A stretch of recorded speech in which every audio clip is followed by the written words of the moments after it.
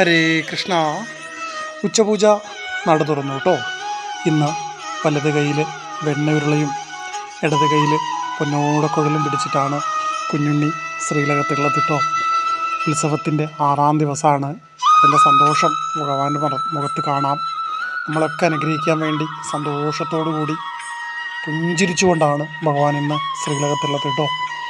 ഇന്നലെ ഉച്ചപൂജാലങ്കാരം പറഞ്ഞ സമയത്ത് നിങ്ങളുടെ മനസ്സിൽ തോന്നുന്ന ഭഗവാന്റെ, അതായത് നാളെ ഏത് രൂപത്തിലായിരിക്കും ഭഗവാൻ ശ്രീലകത്ത് വരിക എന്നുള്ളത്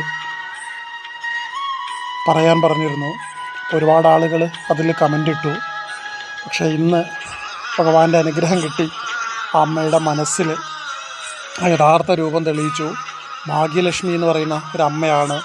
ഭഗവാന്റെ പ്രസാദം സമാനമായി കിട്ടാൻ ഭാഗ്യം സിദ്ധിച്ച ആ അമ്മയ്ക്ക് പ്രത്യേകം നന്ദി അറിയിക്കുന്നു കേട്ടോ.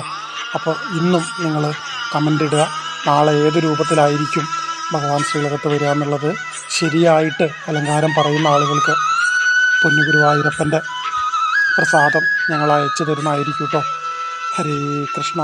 നാരായണ സർവേശ്വര ഗുരുവായൂരപ്പ.